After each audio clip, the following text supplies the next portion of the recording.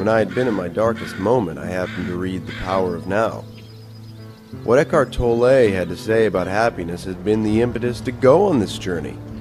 I was in Vancouver to meet him. You were there on a park bench for 2 years, and you slept on the park bench? Rarely, but I did spend most of the days on park benches in parks, different parks in London. Did you eat 3 meals a day? No. 1 meal a day if I was lucky. Oh. As you sit here, is it possible for you to simply watch what's happening around you without adding any interpretation to it? To just be present with what is. And you get a taste of what it's like to be on a park bench with nothing further needing to be added to this moment. The sounds, sights, people, sound of the water, the light. Just allow it to be as it is. With that comes peace. You don't get continuously drawn into events and thoughts and emotions and reactions. You're the wider space in which all these things happen. You're the awareness behind it, without which none of this would be here. It would just be atoms and molecules in space. You are the awareness that enables this entire world to be. And so knowing that that is who you truly are, not through a concept, but through the actual realization of stepping back and allowing the phenomenal world to be as it is at this moment. Allowing this moment to be as it is. That takes you deeper into yourself. And you may notice there's a certain peace in the background that happens. An alertness is required for this. You need to stay alert to what is, to sense perceptions and the energy behind sense perceptions, which is the consciousness, the alertness that's there. Without the alertness, you will drift off into thinking. And then you think about the next, what's going to happen to me tomorrow. There is a place for making plans, but not right here on the park bench. This isn't the place for thinking about tomorrow, because you miss all this beauty and aliveness around you. And even you're cold. Not to even think about it as a cold. No, it just is. The sensation of it. Don't even need to call it cold. And then that's okay too. It's okay. The reactivity goes out of life. Always against something, of wanting to clutch at something. What about the search for meaning? Now, you notice that just a moment ago you were in that state of alert presence, and it never takes long for another thought to come in and ask a question, because thought cannot tolerate the state of presence. So it will always come in and say, yeah, but what about, I don't quite understand yet. Can you tell me, what does it all mean? So it wants to add something. It wants to control in some way by understanding what this all means. Now,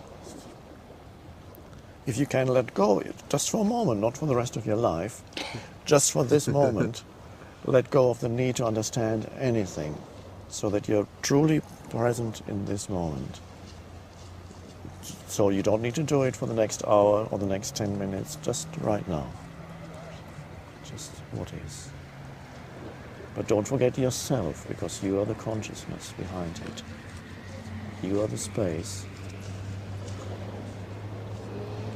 the presence.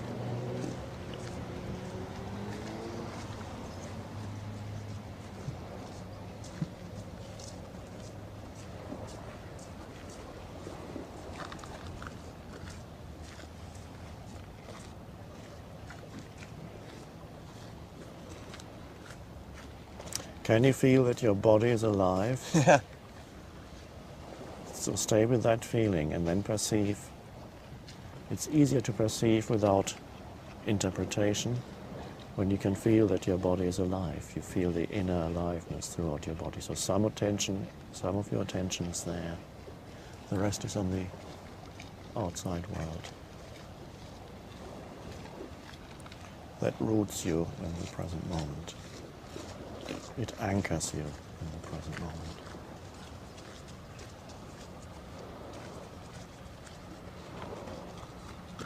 And if a thought comes into your mind, you can watch that also, just the same way as you watch a dog walking past.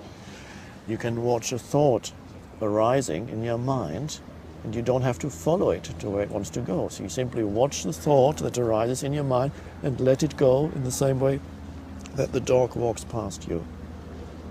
Or if you choose to, you can follow the thought, and then you can say, I just thought of another question. You can do that too. But to see the possibility that also in the same way that you observe the outer world here as you sit on the bench, you can also observe the inner world, the world of thoughts and emotions. Thoughts want to arise continuously, and that's fine, that's what they do. But there's no need to get drawn into each thought that arises and immediately go with it to where it wants to go. Otherwise, you're always following every thought, like a dog following the scent. Does it matter which? No, it doesn't matter. You can experiment. You can experiment with thought. You can follow some thoughts, and you can watch other thoughts. You find out for yourself. You can play. You can see that you are bigger than your thoughts. You don't have to be dominated by your thoughts, because thoughts create lots of problems too, unnecessary problems, and they can obscure the aliveness of life at this moment. There are many people walking around here who are thinking about other things. So they're thinking about the next one, they're thinking about tomorrow.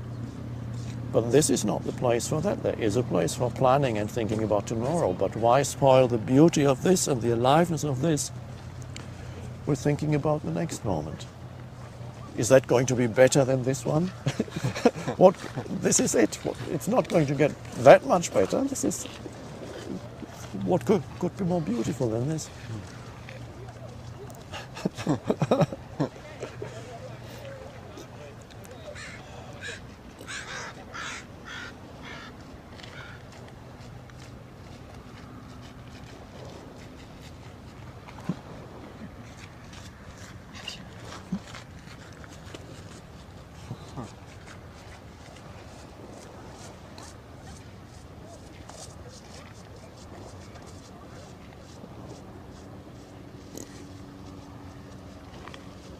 It's the awakening of something within you that is deeper than thought.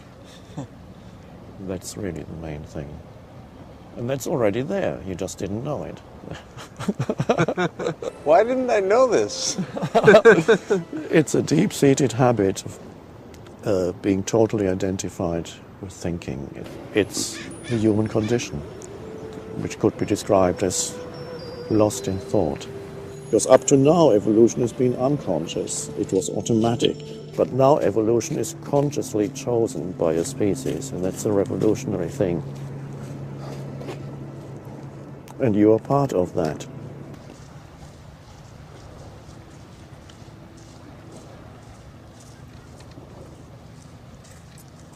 So I can still make movies, I can still have a girlfriend. Oh, yes. Even if I'm... Yes, it's beautiful. It's a playground. You play around with the world. You take action. You relate, but you're not lost in it. Most humans are lost in it. What about pain? I mean, physical pain or emotional pain of losing someone? Most of the human pain is psychologically created. There's an enormous amount of psychological pain, suffering, I call that. When suffering goes, and there's a possibility for humans now to live without suffering, that is the possibility. There may still be some physical pain. It may be that you get toothaches, or bodily pains from time to time. Suffering is another level that lies on top of the pain. Suffering implies a story, a little me that is unhappy, a mentally constructed entity, a little me that has an unhappy story that is its identity. And that creates an enormous amount of suffering. Not only do you make yourself suffer, you make people around you suffer. To be at one with life is to be at one with the present moment, because that's the only place where life can be found. You cannot leave the space of now. That stays with you, whatever you do and wherever you go. Your life has never been not now and will never be not now. Are you making the present moment into an enemy some way, internally, through thinking about something that's nothing to do with now? I need to figure something out.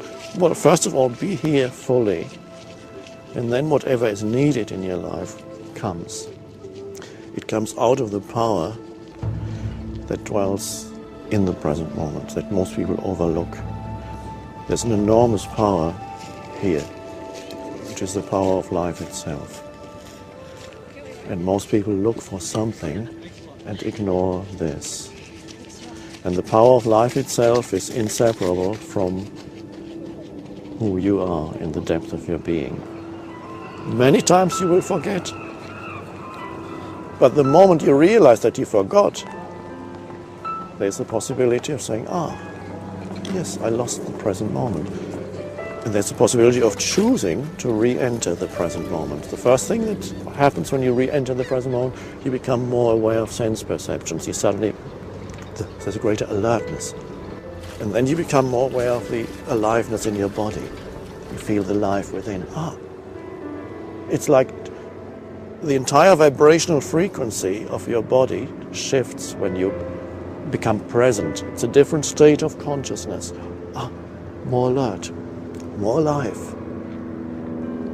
And many times you will lose it. And then you'll remember. That's good enough.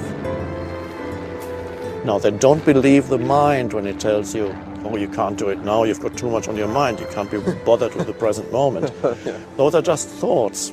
There's no need for you to follow those thoughts. Just watch them. They are thoughts that the mind throws up.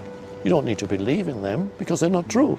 When the mind tells you, you can't be present now because you've got too much on your mind, then you can say, let's see if that's true. And then you feel there's an aliveness in my hand, there's an aliveness in my body. There's beauty all around. And you become present again. The alertness returns. And when there is time to think. Then you sit down and say, let's think, what plane am I going to catch tomorrow? What time do I have to go to the airport? What do I have to do now? Pick up the phone, make a phone call? Fine, that's beautiful. You're not losing yourself in future. That's practical matters. And once you've done the practical matters, you've planned your next week, then you come back to the now. The inner transformation is not really about finding lots of answers to your questions, but finding a new relationship to thought, where not every thought seduces you anymore. And if a beautiful girl runs past and you find yourself following her, you don't have to think, I shouldn't be watching this girl because I'm spiritual now. No. If you can let go, just for a moment, not for the rest of your life, just for this moment, let go of the need to understand anything so that you're truly present in this moment. Just right now. Just what is. But don't forget yourself, because you are the consciousness behind it. You are the space, the presence.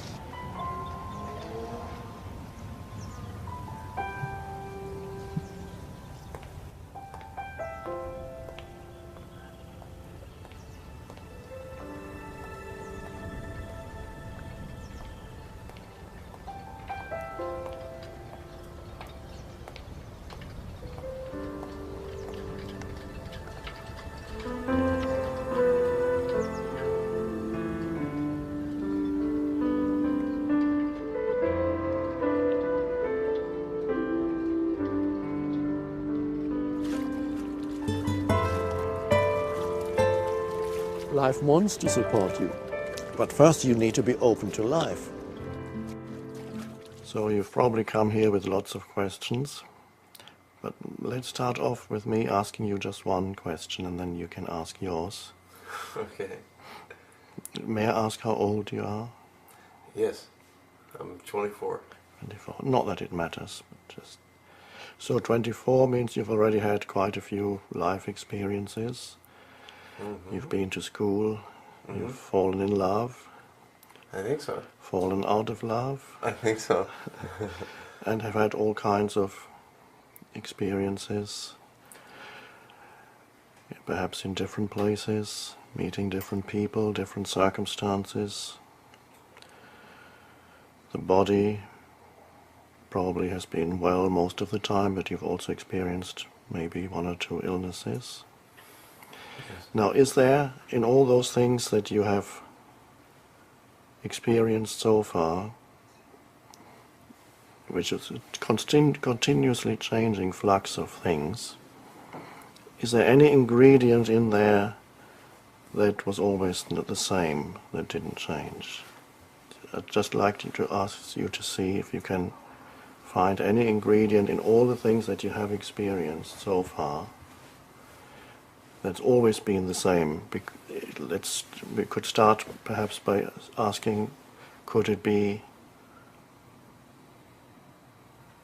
the things around you?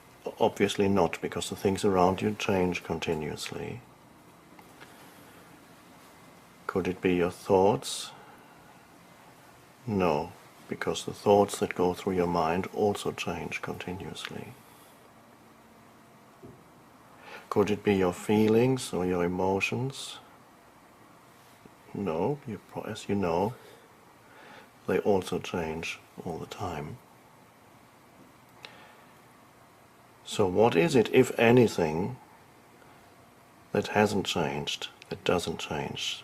Is there one ingredient in all your experiences, good or bad, up or down, that's always been there? Well, I think I've been in here. I've been inside. Now when you say I, what does that mean? What is that I? Now, because we've already seen it can't be your thoughts because they change all the time. Your feelings or emotions, they change all the time. Your sense experiences, things that you perceive around you, change all the time. So wherever we look, there's change.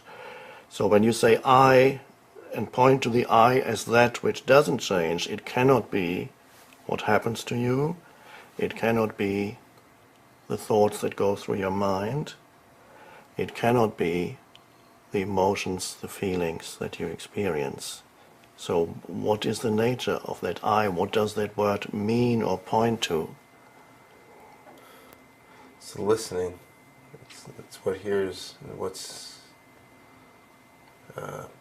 behind. What's behind the thoughts? What's behind the sense perceptions? What's behind all the experiences and the feelings and so on? So the question that I'm asking does not really require an abstract answer, but I want you to actually feel or sense inside yourself that which doesn't change. No matter where you go, no matter what you do, or who you're with, or whether the body is well or unwell. When I ask, you said it's I, and I've asked, what's the nature of that I? And now you may be stuck for words. But you said one word, and that was listening. Now, when you're truly listening, there is a certain alert spaciousness. Because otherwise you're not truly listening. And so if that had to be expressed through a gesture, it could be, you could raise a finger gently and say, listen. So I say to you, listen. And you listen, there's a moment of spacious awareness, and there's no thought in it. So when you said listening, you were actually getting very close to the nature of who you truly are underneath all the circumstances of your life. And circumstances includes thoughts and emotions. If you don't find that, who or what you are underneath all the circumstances, no matter how many questions you ask and how many good answers you get, won't help you very much, and there will be no end to the questioning, because every answer generates further questions. So we are talking about becoming familiar with a different state of consciousness. Not that that has never been there. It's always been there because it's the I, but it's always been overlooked. Because the circumstances, things that happen to you and your thinking and your emotions have such overwhelming pulling force that they always pull your attention in completely. And so attention is that which is there when you're truly listening. And in the moment of attention, there's no thinking, but there is an aware presence. So, the answer that you gave is absolutely right. Not everybody would have put it this way, but listening points to who you truly are, underneath all the things that continuously change. Now, I'd like you to, as we speak, this is not an intellectual discussion, because if this were intellectual, you should have gone to a professor of philosophy or some intellectual at a university. I've been over there. And ultimately, you get many answers, but all those answers will always make you end up with more questions. Yeah. Because they don't get you to the core of who you are. So let's start off with that. And what we are pointing to is a sense of I, of beingness, that is deeper than anything that happens in your life. It's always there, has always been there, right now. And that is closely related to the state of attentive listening, to get in touch with that, to sense it. Underneath it all, there is a timeless presence. Even in 50 years' time, in 60 years' time, when this body is getting old, and this body, the cells, it won't be the same body. The cells of the body will have been renewed many times. There won't be a single cell. Materially, there won't be a single thing that's left in 50 years, even though you may still be alive. There won't be a single thing that's left materially that's here now. Every cell will have been renewed. And so the body will have grown older, and yet something timeless deep within will still be exactly the same as it is now, untouched by time. I, before it becomes this or that, because the moment you say, I am American, I am this or that, I am a professional, or I am a jobless person, or I am a millionaire, or I'm a homeless person, that's all form, identifications with changing circumstances. And so people look for something there to provide permanency in their lives. They want to identify with something that they finally can say, there, that's it, I found it. What they really want to say is, I found myself finally. So they look for themselves through external possessions, through acquired knowledge, through an accumulation of experiences, Or sexual encounters, some people derive their sense of self from that. The more women you can conquer or seduce or have sex with, the more you feel, oh, I'm getting somewhere. Of course, after a few years, you realize it's not getting you anywhere. Not if you are, nothing will get you anywhere, which means to yourself, if you're looking for yourself in any experience. And that's the fallacy of most people. They look for themselves in changing circumstances. They look for themselves in their thought processes. They identify it with their thoughts and opinions and their judgments and this and that. And it changes. Your opinions may change.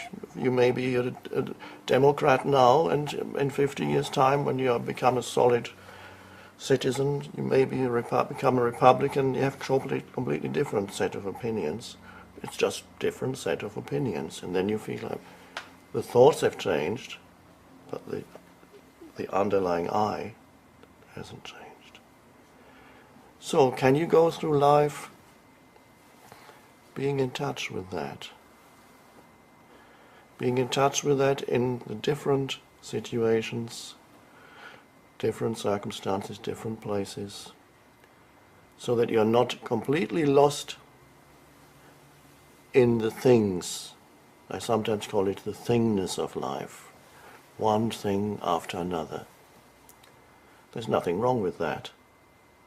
But if you haven't found yourself yet, if you don't know what that I is, then you're looking for the I in things. And things include your thinking, because every thought is also a formation. It has a certain form, a thought form. It comes and then it goes. Every emotion, it comes, it's an energy field inside you, it comes, has a certain lifespan, and then it subsides, and then another one comes.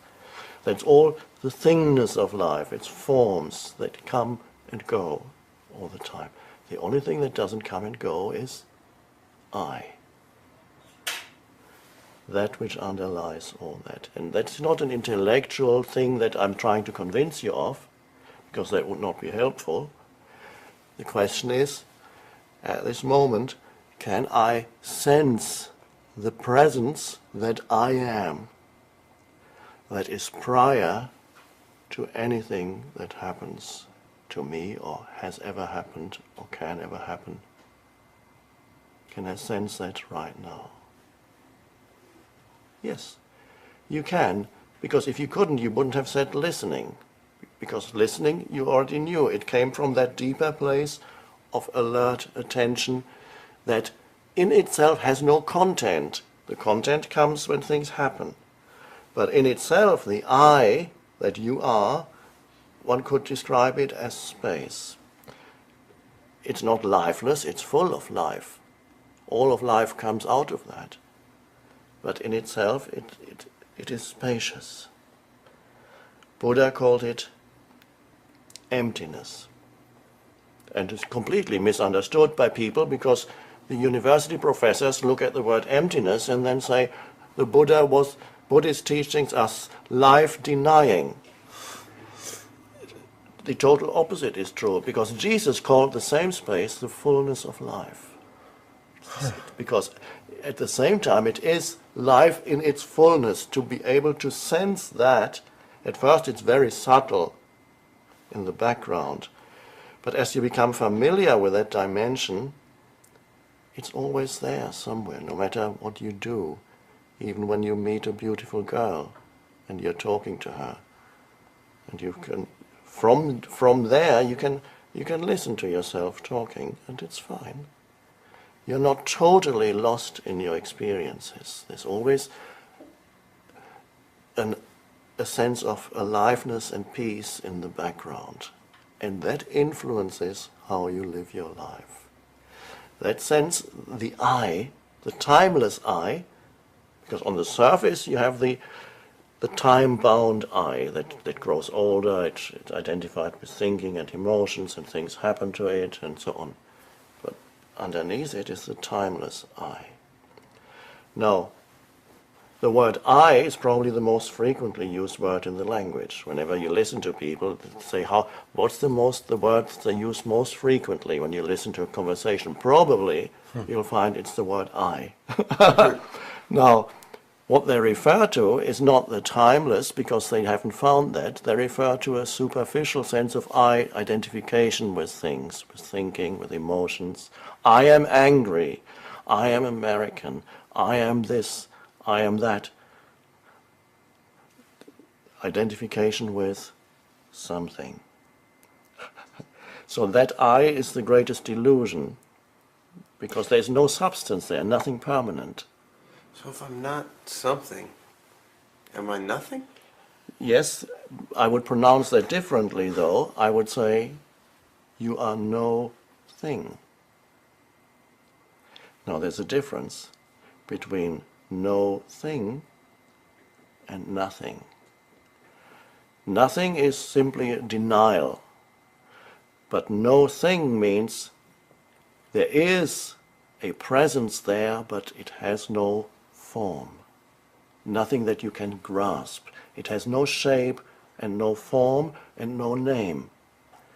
The ancient Chinese call it the Tao, which cannot be named. There's a beautiful, it's 3,000 years old Chinese book of wisdom, the Tao Te Ching. I recommend it to everybody. And the first line in it is, the Tao that can be named or spoken of is not the true Tao. And so that there is the presence that you sense, a presence that has no form. In ancient language, Christian, Hebrew, there's the word spirit. But I don't use that word because it's been used for hundreds of years and misunderstood. So if I used spirit, people would immediately have some image of what it is, some form, or call it the Holy Spirit, and there's hundreds of years of misconceptions of what spirit is, so we forget about the word spirit. But in its original true meaning, that's what spirit points to. The essence of who you are is formless. Now, we could use the word consciousness is the essence of who you are. And you can sense it, but you can never grasp it. And you cannot really know it. You can only know something that is not you, an object. Anything that becomes an object of consciousness. I look at this plant, and I know it by looking at it and by having a thought for a name for it. I say, I know this plant. This plant is an object that arises in consciousness. And I look at you. I see a shape and a form.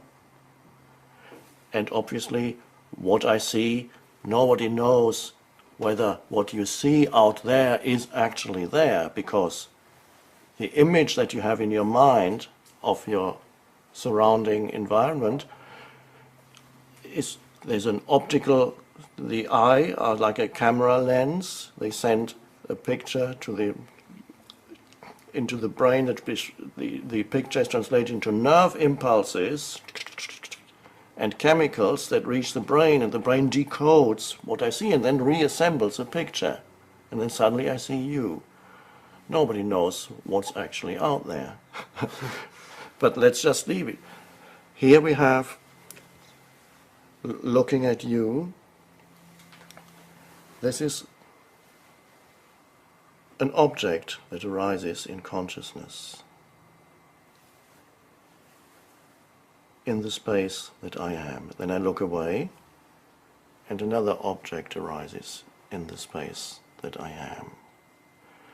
Or I listen to something that arises in the space that I am. A thought comes that arises in the space that I am. The presence that I am.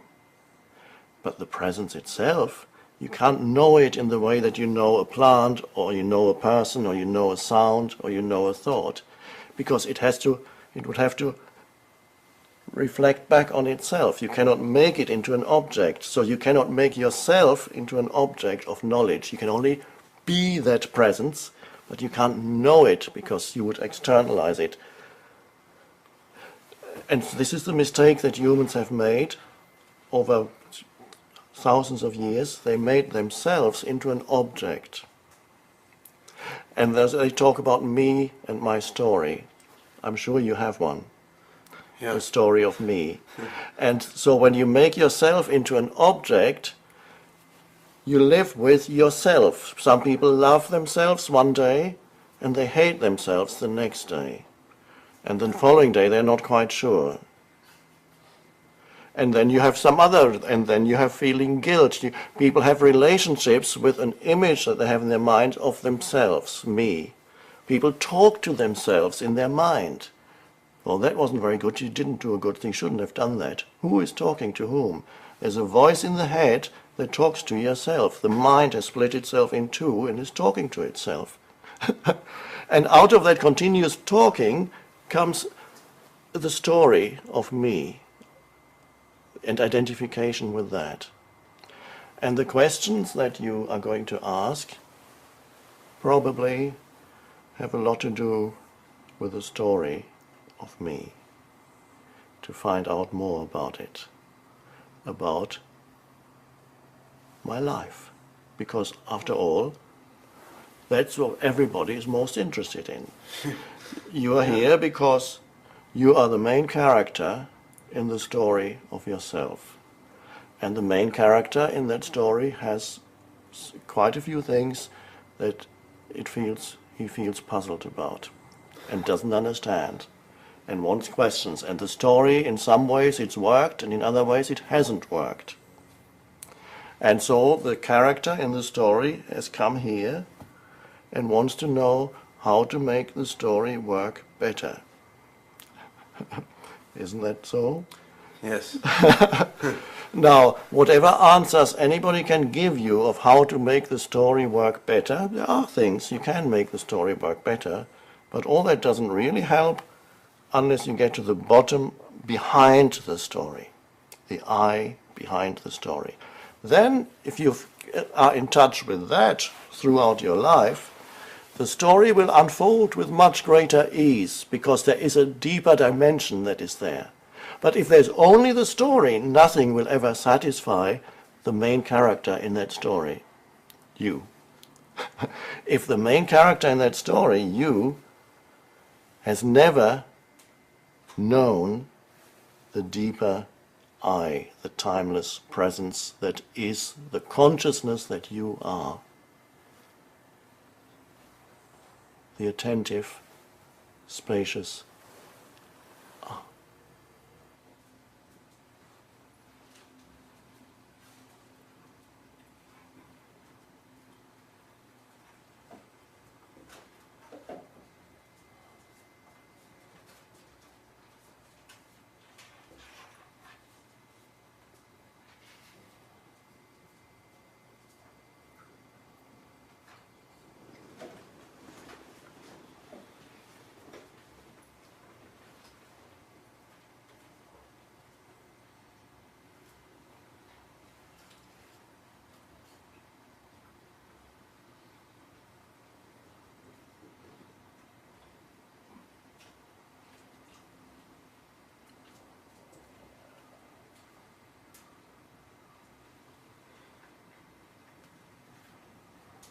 Can you feel that your body is alive?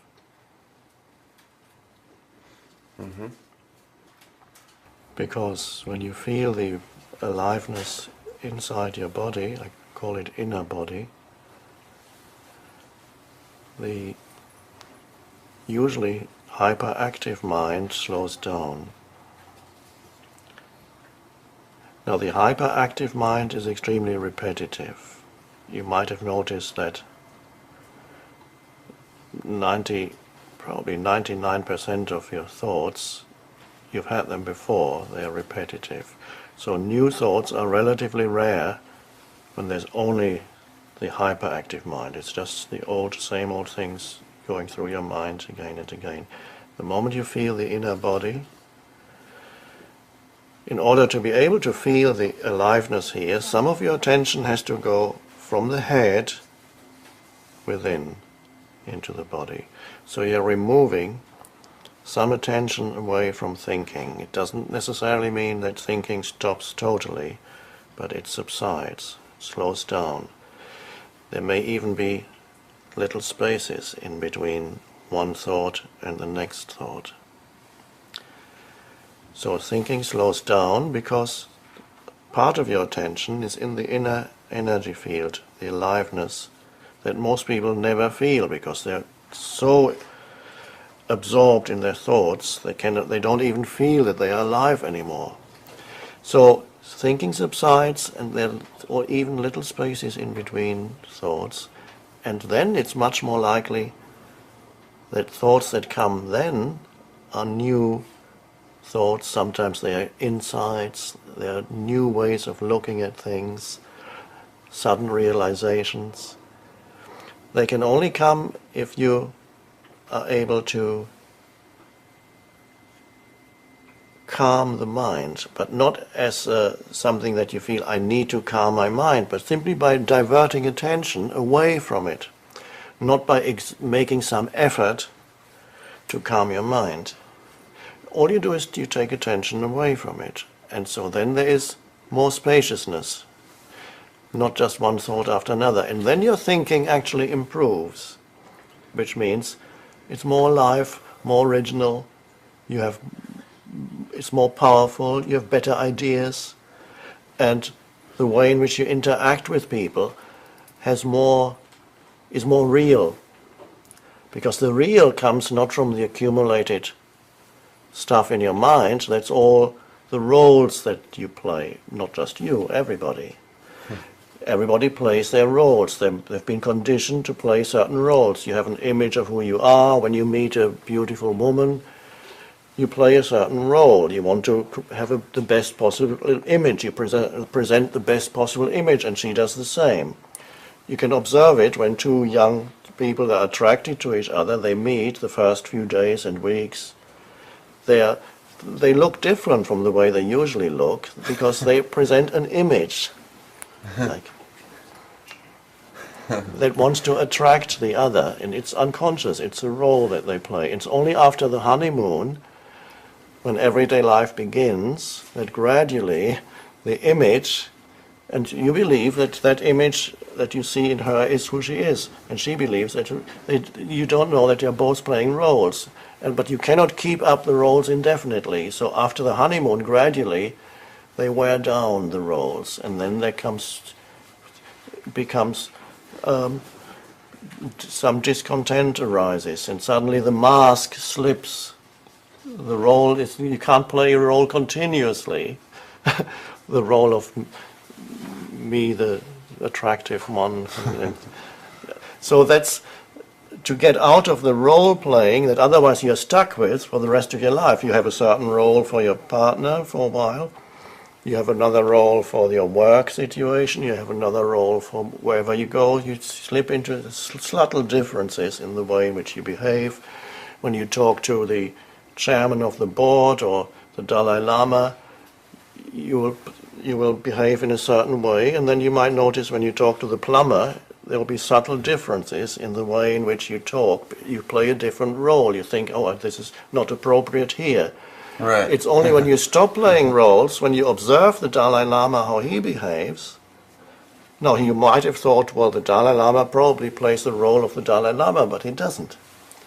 There's such simplicity, openness, and genuineness in him. He talks the same way to everybody.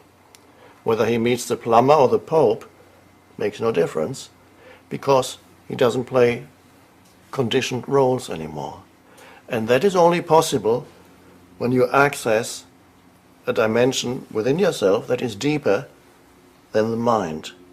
And we just did it, or we are still doing it, simply by taking attention away from thought and direct it into the aliveness of the body. That means suddenly there's some space between thoughts. And then you can relate to other human beings more genuinely. And you don't need to prepare things that you're going to say next. You don't say things in order to manipulate that person. You don't say things in order to create an effect. They simply, spontaneity comes out of that place. The spontaneity doesn't come out of the accumulated stuff in your mind. The spontaneity comes only to the extent that you can access the dimension that is deeper than mind, which we may call the deeper I, which we may call alert stillness, that is always there. Alert spaciousness. Access that, so mind subsides, then you live differently. The more you access, now at the moment, these are only glimpses for you, but that's good enough. A glimpse later becomes a wider space of that. So that is something to remember, not as a memory, but to remember to do in your daily life as much as possible. Wherever you are, whatever you're doing, whoever you are talking to, or even when you're alone, go within sometimes and feel that the body is alive. There's life in my hands. You're not imagining anything, you actually feel that there is an aliveness here. And then once you can feel the hands, you can feel the arms, the feet, the legs. You are inhabiting the body. And the body loves that. It loves your attention. Most people don't give their body attention. Even if they look after the body extremely, like you go to a gym every day, or you use all kinds of stuff to put on your body, you might think that these people are looking after their body, but all they're looking after is the external of the body.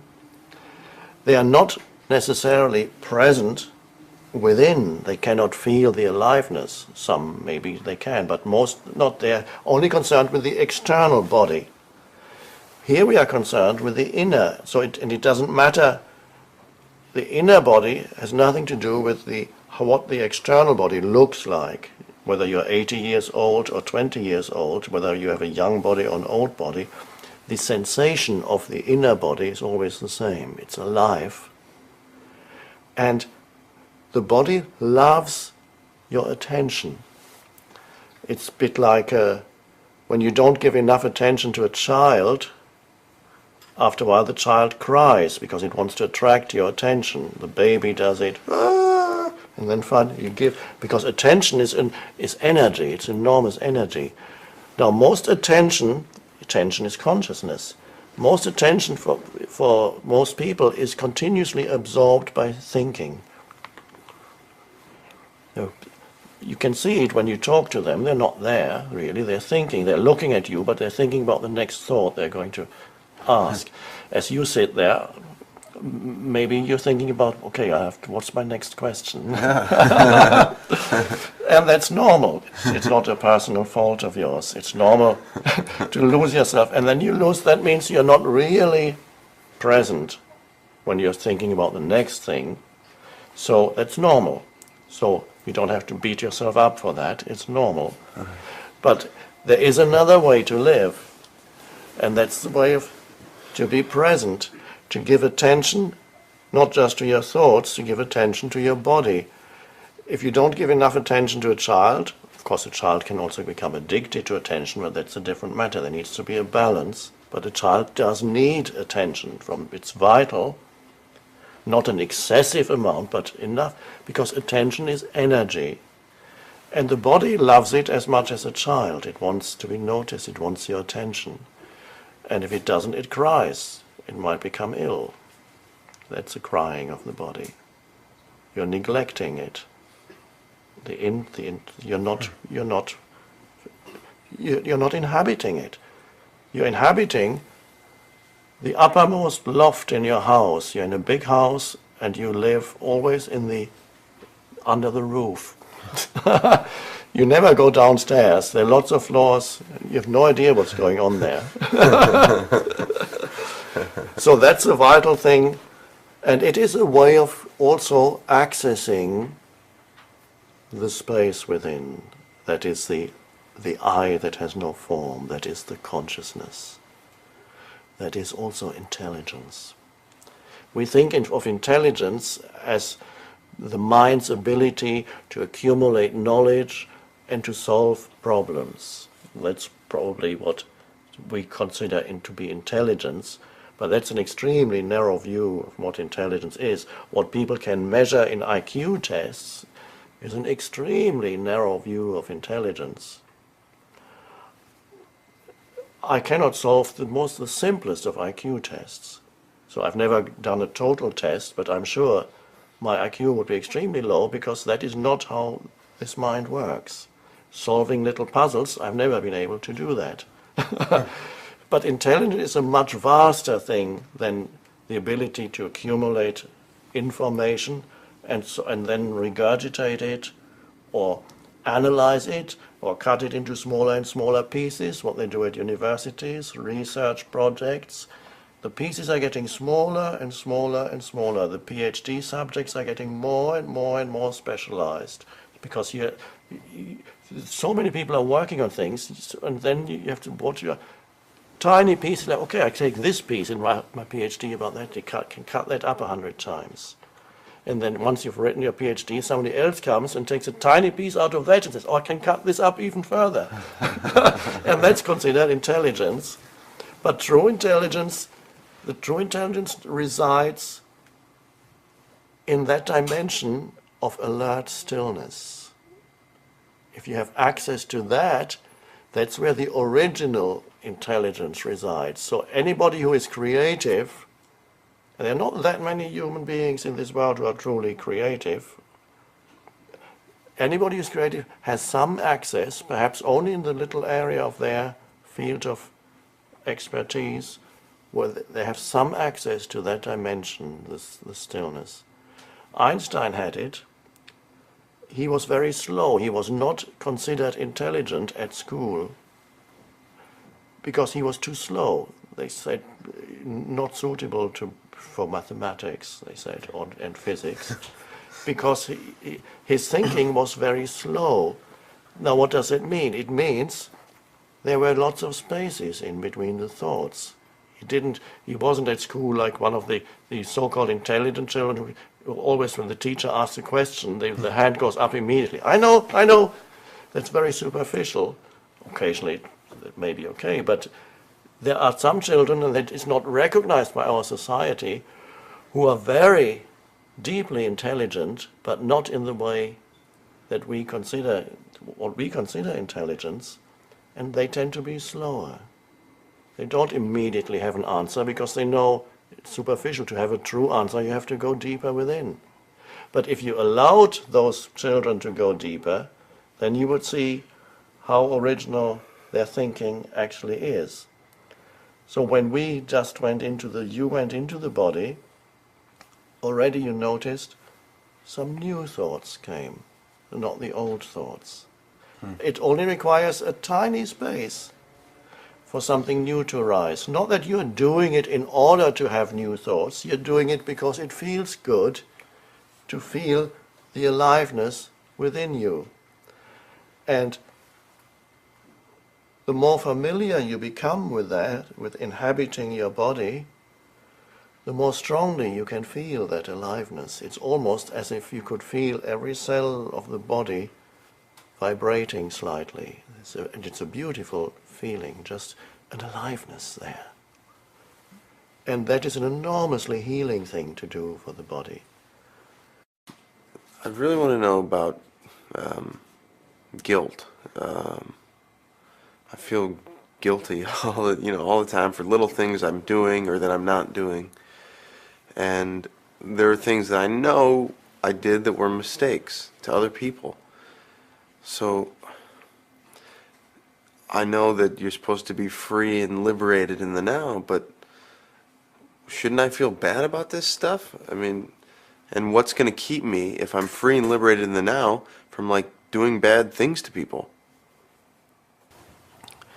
Human beings act out of their conditioning. So every human being is conditioned by their upbringing, by the surrounding culture, by many factors, conditioned to think and feel and behave in certain ways. And so people do all kinds of things to other people and even to themselves without knowing what they are doing. They're simply acting out the conditioning of their mind. And Jesus knew that because he said on the cross, "Forgive them, for they know not what they do." So humans create an enormous amount of suffering for themselves and others, but they don't know that this is what they are doing. People act out of conditioning. So when you suddenly see that something that you did in the past created suffering for yourself or others, or both, when you see that, that's the seeing of it does not come out of the conditioning of your mind. When you become aware of certain behavior or thought patterns in you, the awareness, the presence, the deeper presence that you are has come in. And from there you can see what you did was very limited. It created suffering for yourself or somebody else or other people, and you didn't even know it.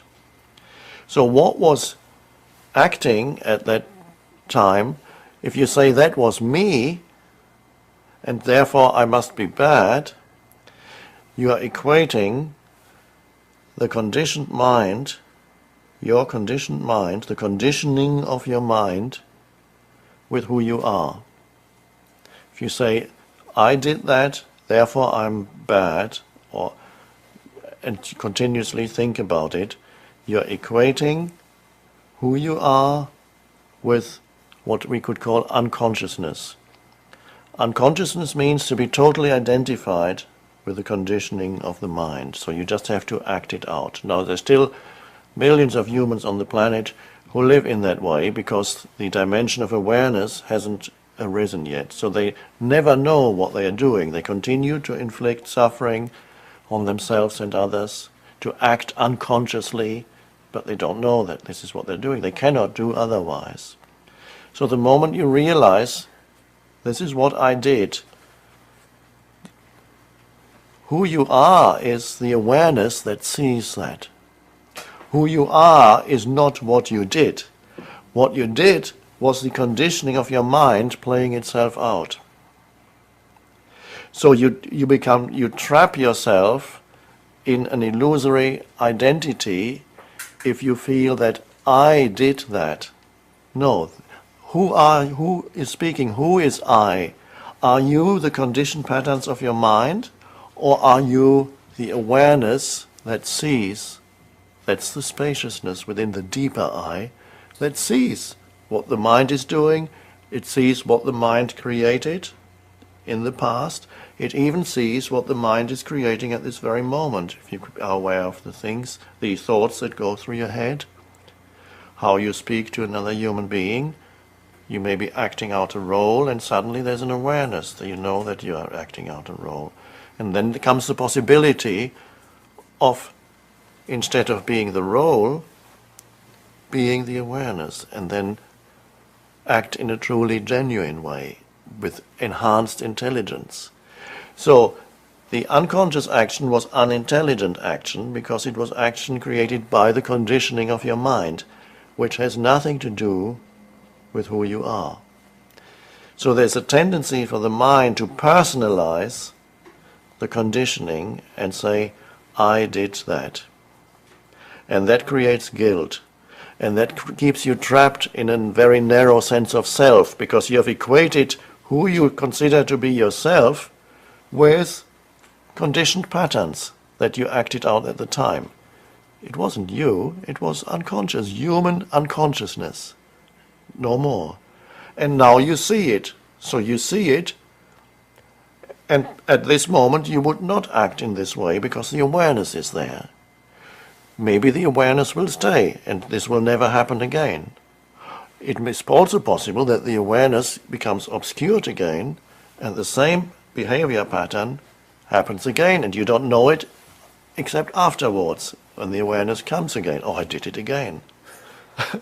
And this can happen quite frequently. So it's important It's good to be aware afterwards. If you do not misuse the mind, don't allow the mind to misuse the awareness and make some identity, manufacture some identity out of that for yourself and say, that was me. It wasn't me.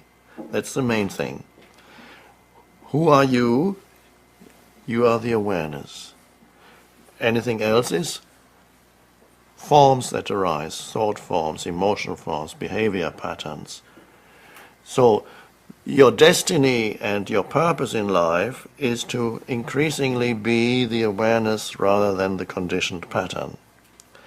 But as long as the conditioned pattern is there, it's there. It's good if the moment of transformation comes, if the awareness is there while the pattern plays itself out. That's the beginning of the end of the conditioned pattern.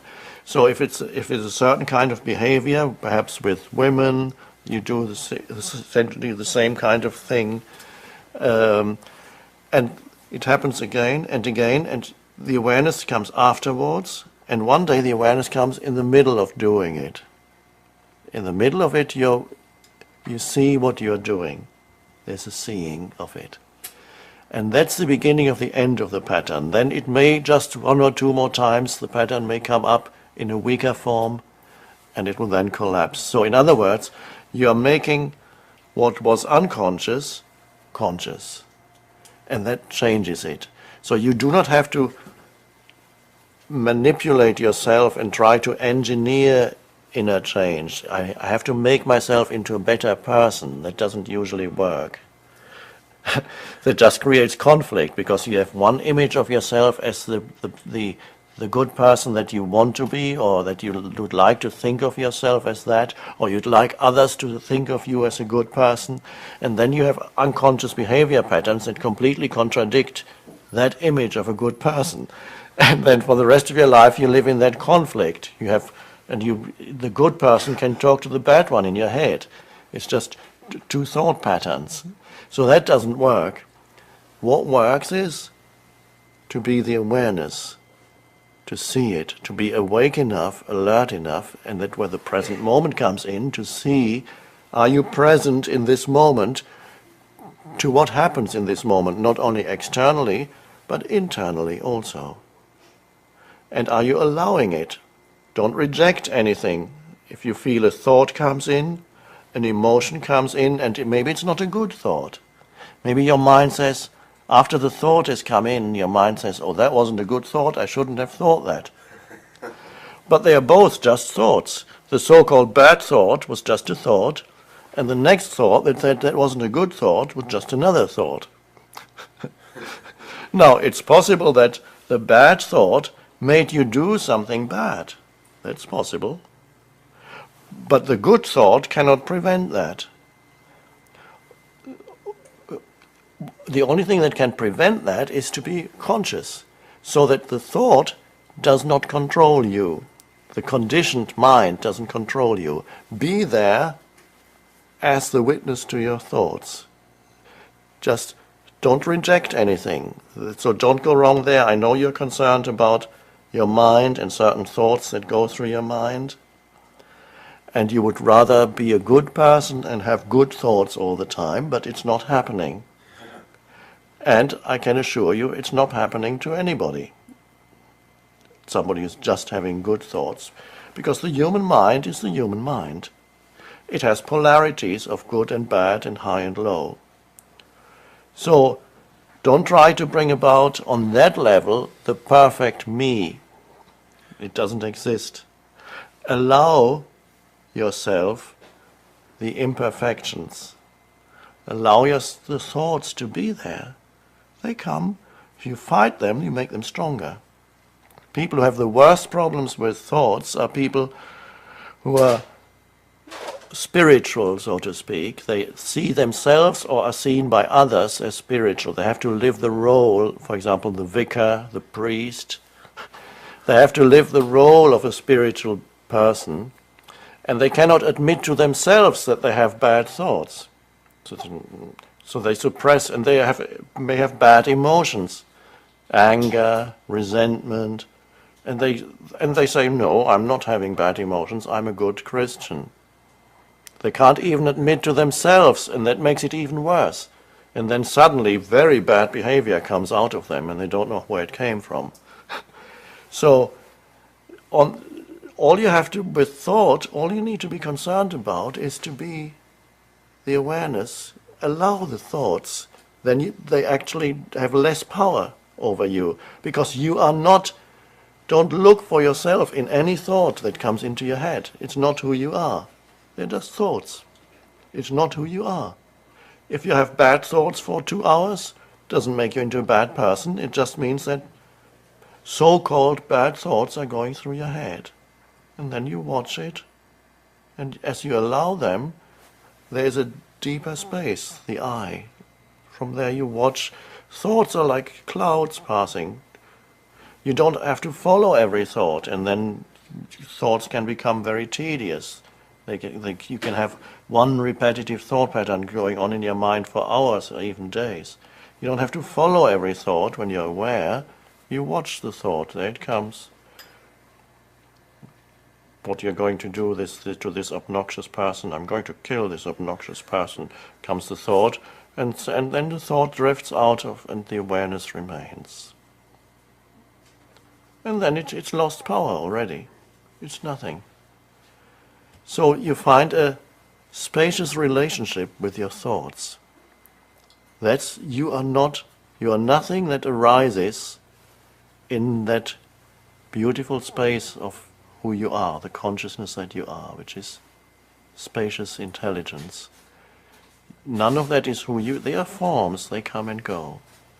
So thought is not a problem. Be there as the witness to what goes on inside you. Then change happens by itself. The mind will always have good and bad, up and down. It has polarities. But that's not who you are, and you don't have to act on it. Increasingly, you act from the state of aware presence. Action can come from the limited mind, and it's not usually skillful action, or action can arise out of the state of aware presence. So that's the end of guilt. What's the test? I mean, how do you know that this is out of the awareness after the fact? If you could go back and look at your actions, go, yeah, that was out of awareness, no, but that wasn't. How would you know? Well, awareness doesn't create suffering for yourself or others when it comes out of awareness. So when you look at action, it has a totally different quality to it. It's not self-serving. The action did not happen because you needed something from that person. Awareness is not needy. When action arises out of awareness, you do not need to use the other human being for some purpose, ulterior motive. But when you act out of the conditioned mind, the egoic mind, you're always you're not only trying to use the present moment because you're hoping to get to some better moment. You make the present moment into a means to an end.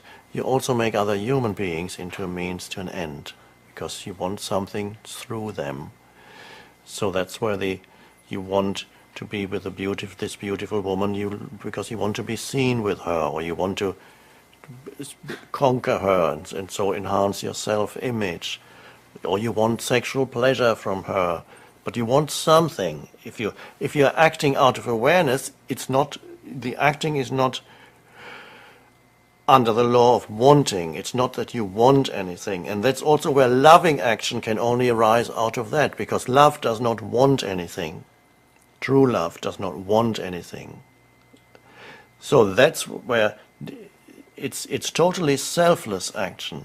And when you look back on it, you can see very clearly whether there was self in the action, you wanted something for yourself, to enhance yourself, or whether that was truly action totally free of self.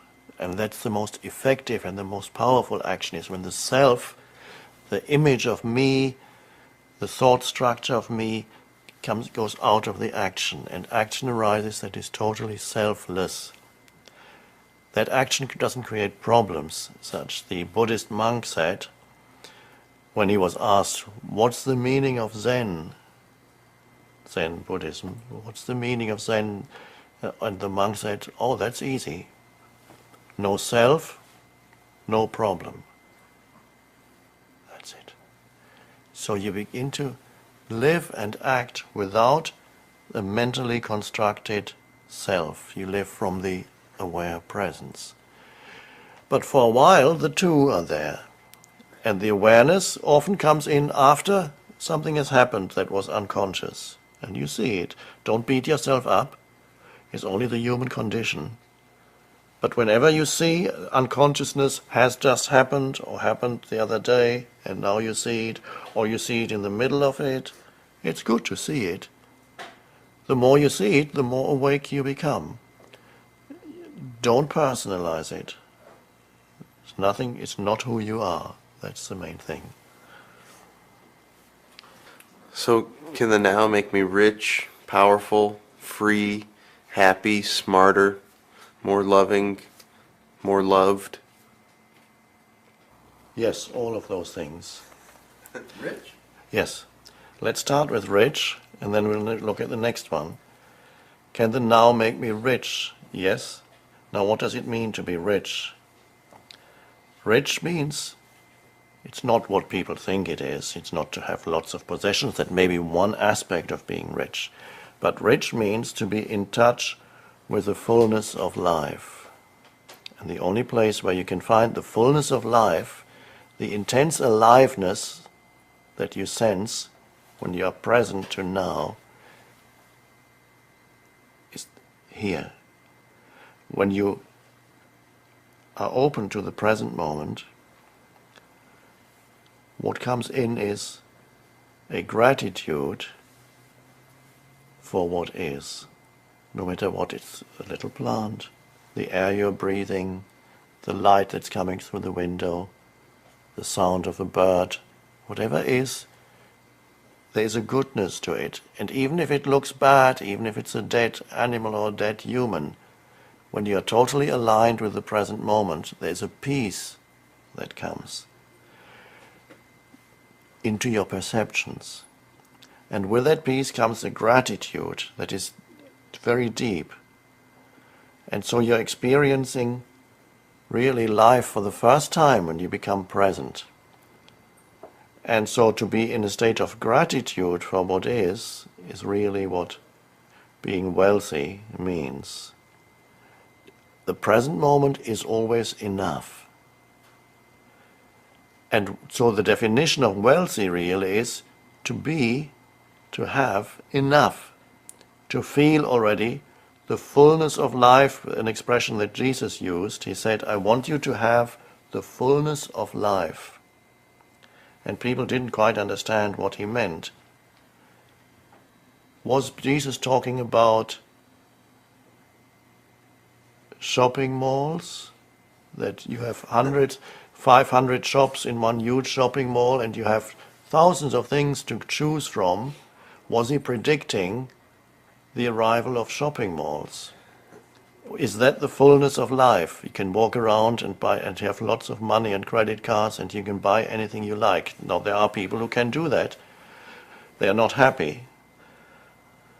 So he's not talking about many things when he talks about the fullness of life. He's talking about the one thing. It's to feel the intensity of being alive. And you can only feel that intensity of aliveness when you're in the present moment with your attention. One way of being in the present moment, as you know, is to feel the inner aliveness of the body. To feel the aliveness that is in every cell of the body. Ah, it's alive. And the more you go there, the stronger that feeling becomes. And once you are connected with that, you feel that the world around you is intensely alive too. It was alive before, but you didn't see it because there was too much thought stuff going through your mind continuously. The world became dead because everything was immediately labeled mentally. That's a tree, that's a dog, The moment you label it and you don't look anymore, it's not alive anymore. Everything gets deadened through mental abstraction when you go around. The voice in your head immediately calling things names, giving things names. So when you become more present, there's this alert attention with which you meet your surroundings.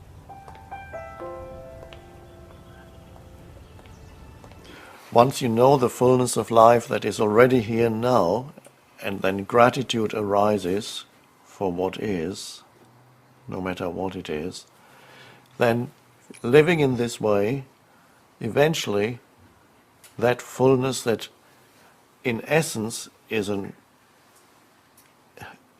inner realization rather than outer, that's the foundation for wealth, is to feel the fullness of life within.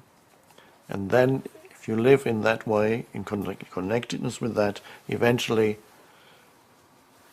the fullness of life will also manifest for you externally in various ways.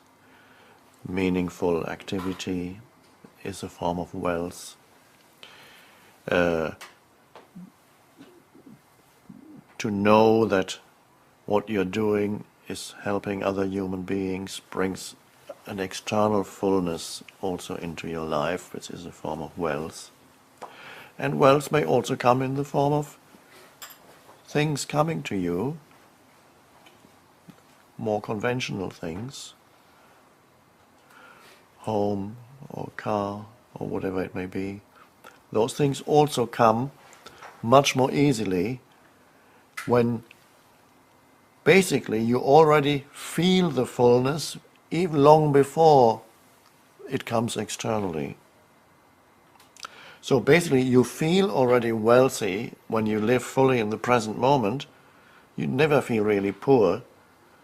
I perhaps spent 10 years of my life at least living what people would say below the poverty line. And I never felt poor. I always felt rich, although for a long time I had nothing, no external possessions. But life was so fulfilling to live every moment, fully present to the moment, that I felt wealthy, abundant. And much, much later did actually external abundance come into my life to some extent. And that didn't make me feel better. I feel just when now I have a car. During those years I used a bicycle mostly, or the bus.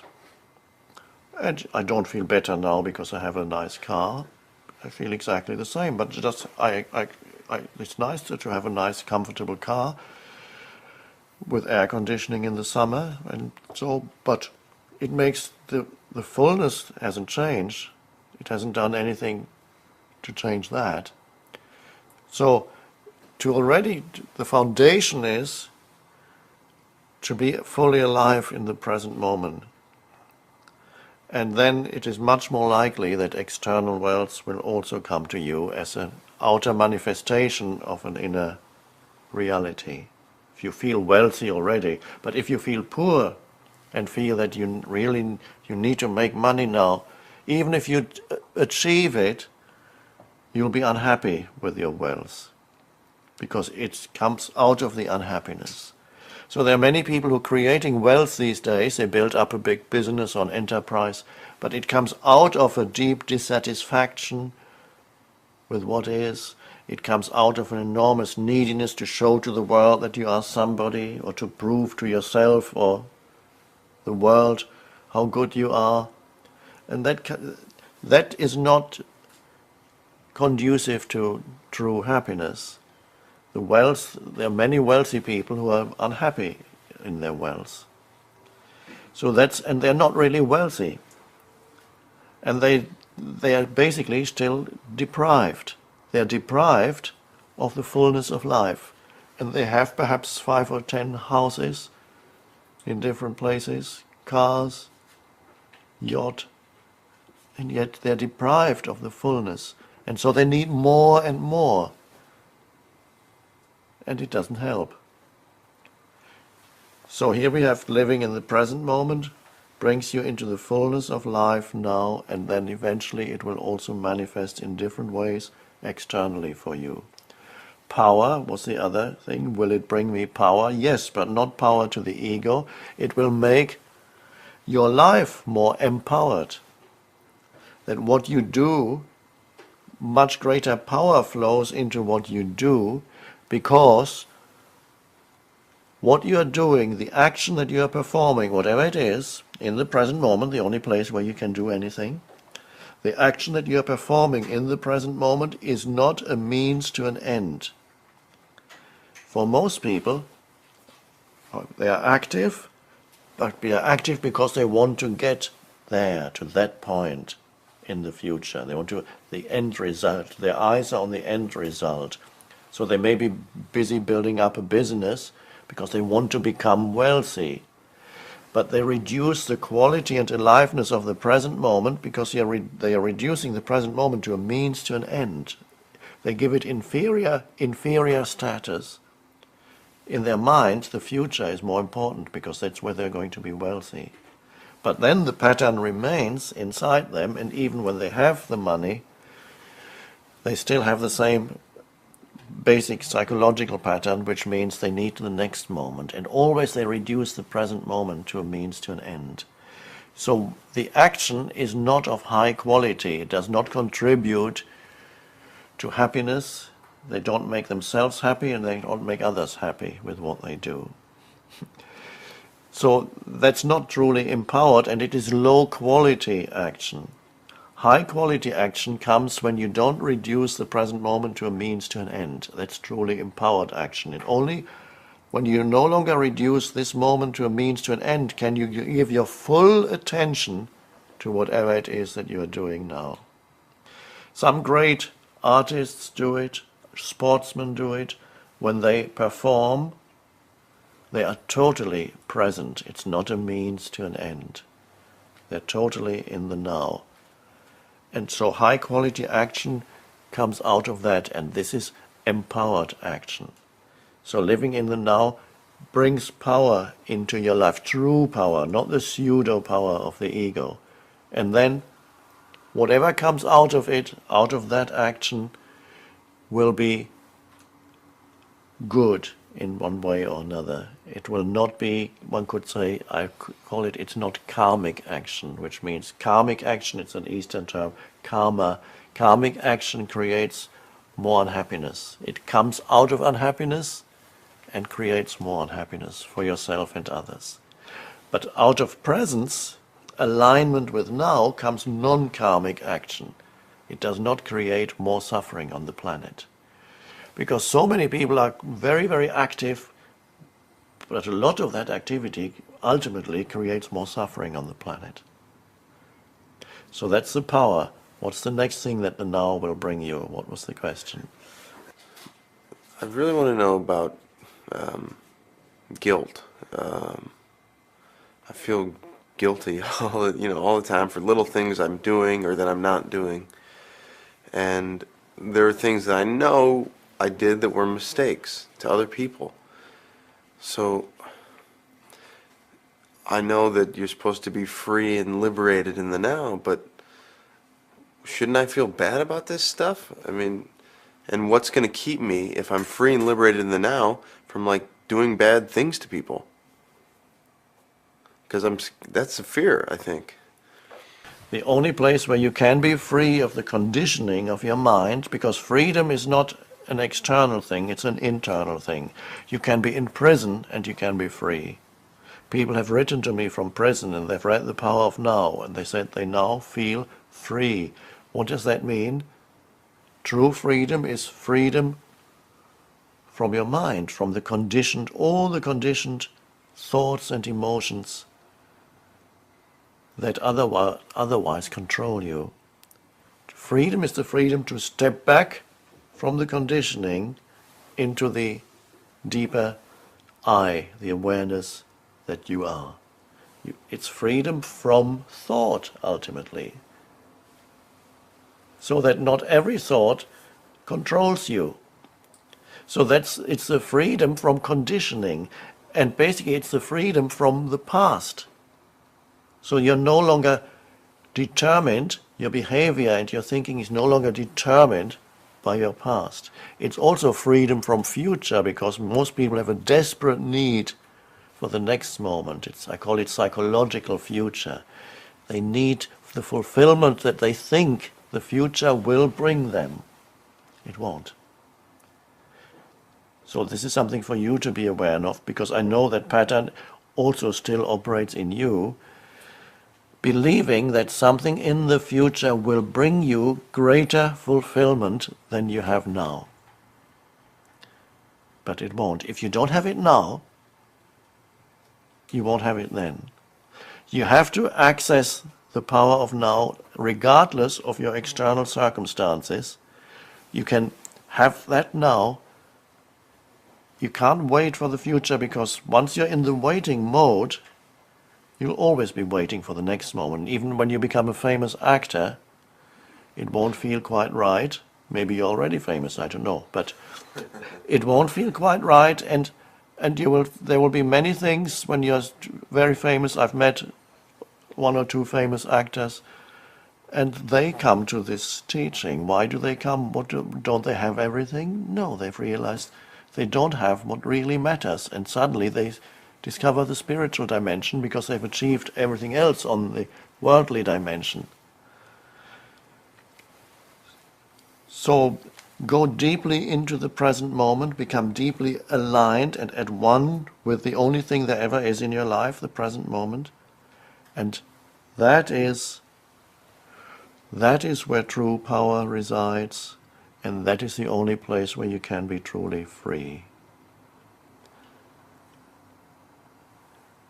What's the next thing that you want? Happiness. Can happiness come in the future? When I achieve this or that, then I'll be happy, when I make it. But every situation that you go into will have a downside. There is not, if you're expecting circumstances to make you happy, they can do that for a while, and then you find, oh, it's not quite what I expected, and there's always another side to it. And very often the very thing that makes you happy, if you have an external thing that makes you happy, that very thing will also make you unhappy. An example, a woman comes into your life who makes you happy. 1, 2, 3 years later, the same woman makes you unhappy. It's the same thing. Or a great job is offered to you, and it creates so much stress that you make yourself ill. It makes you happy first, then it makes you unhappy. You become famous, and then you see the downside of fame. You can't go out in the street alone anymore. There's a riot the moment people see you. You're a prisoner of your house. You can't go out without 2 or 3 bodyguards. Is that freedom? And you thought you would be free when you become famous. I've met 1 or 2 famous people who they can't go out alone. It's too dangerous, and people stop them all the time, and they gather around them. They have to stay inside. Everything has to be organized. They have to jump in the car with tinted windows and bodyguards. Is that freedom? Are they happy because of their fame? No, they have experienced the downside of fame. It doesn't mean that you should not pursue goals. There's nothing wrong with being famous. But don't expect it to make you happy. The true happiness has to be found. It comes from being aligned with life internally. And where's that? Now, here. A complete openness and yes to the present moment that takes you deep into the present moment. That is, true happiness comes out of that. And then you can go on and do things and see if you can become famous. Why not? Experience that. Experience as much as you can without hoping that some experience, or when you have accumulated enough experiences, you will finally feel fulfilled and fully yourself. That won't happen. There's no end to accumulating experiences and achieving this or that. You cannot find yourself there. You can only find yourself in the present moment. For everything else you need time. to achieve success in your career, to learn to play the piano, to learn a foreign language, even to, if you want to meet a woman, it takes time. You have to walk somewhere where the beautiful women hang out, and then you have to, it takes time. Everything takes time. And so the mind thinks, okay, finding myself, who I truly am, will also take time. It thinks, when I've added enough to who I think I am, maybe recognition from other people, fame, possessions, put all these things in the back, my bag, and when I have enough things accumulated, then I will be full, and that moment will come at some point in the future. It doesn't. Because the bag, no matter how much you put in, it'll never feel full, besides from the fact that also often things fall out of the bag. You put something in here and then something else falls out. You suddenly get wealth and then you're unhappy in your marriage. Or you're happy in your marriage and suddenly the job doesn't work anymore. Or it's always, there's nothing, stability isn't to be found in the external world. It's in constant flux. This universe is not stable. People have this absurd illusion that they're living in a stable universe and that they can achieve some kind of stability in their lives. They are shocked when suddenly big disasters happen and you realize how unstable really everything is. So if you looked, and that doesn't mean it's to be rejected, play in the world and enjoy the play as much as you can, but don't expect anything out there to truly make you happy or fulfill you. Happiness is to be found directly within yourself. It comes from being connected with who you are. This brings us back to where we started. To be in touch, to feel the deeper I. And there's enormous joy in simply feeling the beingness that you are. To feel the I am that is deeper than this or that. I am the very life that you are, to feel that, to feel alive. Out of that comes true happiness. And then you can play around in the world and you acquire things and then you lose things and you acquire some more and then you lose some more. And then in the end you lose everything. That's everybody does. You lose the body. In the end form dissolves sooner or later. But it's finding something that is deeper than any form inside yourself. That's true happiness. Love true love comes only out of the true I. True love cannot come out of the pseudo I that says I, the actor, I, the good-looking actor, I, the famous actor, I, the American, I, the poor one, or I, the wealthy one, or I who is good with women. True love doesn't come out of that I. That's a pseudo I. That's what most people refer to when they use that word that's so common, I. But the true love comes out when you're connected with the deeper I, the I that has no form, the one thing that never leaves you, the one ingredient that's always there no matter where you are, what you do, what you experience, that never changes, the I, the consciousness that you are. And when you live in connectedness with that, aligned with that, that's where true love comes. Because when you meet another human being, you can sense in them also there's the depth of the same I that is your identity. You recognize yourself in the other, and the other as yourself. And you feel a deep connectedness, much deeper than anything that you can say or think with the other human being. And that's true love. Love is to feel that you're ultimately not separate, you're one. That can only come out of the spaciousness that is part of the now. The now is space. What happens in the now is form. Don't confuse the two.